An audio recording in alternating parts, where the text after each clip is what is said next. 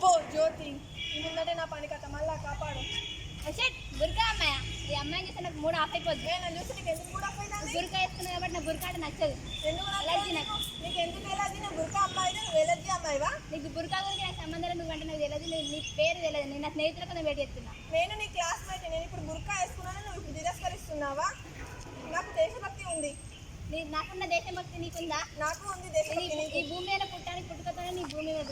మేము కూడా ఇక్కడే హాయ్ ఫ్రెండ్స్, ఏమైంది జ్యోతి? ఏమో గొడవ పట్టుకుంటా. నీకు ఎప్పుడు తప్ప నాన్న గొడవ పెట్టుకున్నాడేనా? ఇదేనా నీ పని?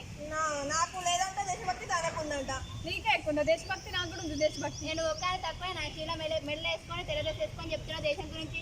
ఈ దేశం ఇది కానే కాదు. నువ్వు బ్రిటిష్ నుంచి వచ్చి మాకు ఇది భారత్ హిందువుల దేశం. భారత్ హిందువుల దేశం. మీ పూర్వీకులు యూరోప్ నుంచి వచ్చి ఇక్కడ స్థిరపడ్డారు. మీది కాదు దేశం.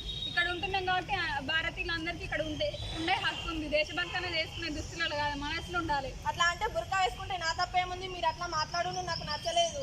మీ బొట్టు అసలు నాకు నచ్చనే లేదు అట్లా మాట్లాడితే. ఈ బొట్టులో సాంస్కృతిక సంప్రదాయానికి సంబంధించింది. మాది కూడా ఈ బుర్కా నా సంస్కృతి సంప్రదాయానికి సంబంధించినది. ఈ క్రాస్ కూడా మా సంస్కృతి సంప్రదాయానికి సంబంధించి. నేను ఈ భూమి మీద పుట్టాను, ఈ భూమి మీదనే చనిపోతాను. మేము ఏ పైదావి ఏ మరుంగి. నేను ఇక్కడనే ఉంటున్నాం, ఇక్కడనే అనుకుంటాం. కాదు, నాదే దేశభక్తి ఎక్కువ. నాది దేశభక్తి ఉంది. నేను ఒకసారి తక్కువ ఈ గొడవలకి వచ్చి కాలిచ్చినట్టున్నాను. నీ వాయుగురు లేదు, నీ కాలిచుడు. ఏంటో భాష అంత కాకిగోళ లెక్క. మేము ఇక్కడ ముగ్గురం గొడవ పడుతుంటే ఎక్కడో పంజాబ్ నుంచి వచ్చి ఇక్కడ ఏం మాట్లాడుతున్నారు? కాశ్మీర్ నుంచి కన్యాకుమారి వరకు, పంజాబ్ నుంచి గుజరాత్ వరకు నేను ఎక్కడైనా ఉండొచ్చు, ఏమైనా మాట్లాడుకోవచ్చు. ఏంటిది మాట్లాడేది? నాకు తెలుగు సాంస్కృతి మాత్రమే ఇష్టం. నన్ను మార్చడానికి ప్రయత్నించేవాళ్ళు. ఏంటిది మార్చాలి? అప్పటి నుంచే దేశభక్తి ఎక్కువనే ఉంది.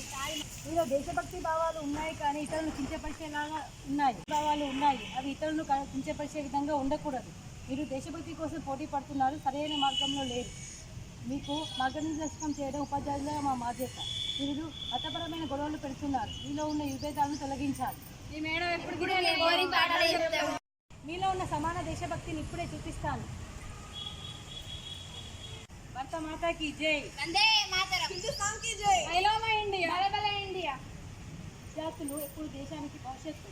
వాళ్ళు మంచి పౌరులుగా ఉండాలి. సో మీరు మన జాతీయ జెండాని చూసిన తర్వాత మీలో ఉన్న సమానమైన దేశభక్తి ఈ యొక్క మాతృభాష రూపంలో చూపించాలి. సో మనం అందరము భారతీయులం. భారతదేశంలో ఉన్న రాజ్యాంగం ప్రతి ఒక్క మతానికి సమానమైన హక్కునిచ్చింది. మతపరమైన హక్కులు వేరేగా ఏమి ఇవ్వలేదు. సో అందరం భారతీయులం, కలిసి మెలిసి ఉండాలి, సమాన హక్కులు కలిగి ఉండాలి. ప్రతిజ్ఞ చేస్తున్నాం, మేమందరం భారతీయులం. ఇండియన్స్, హిందూ, ముస్లిం, క్రిస్టియన్స్ అందరం సమానం. భారత మాతకి జై. భారత మాతాకి జై.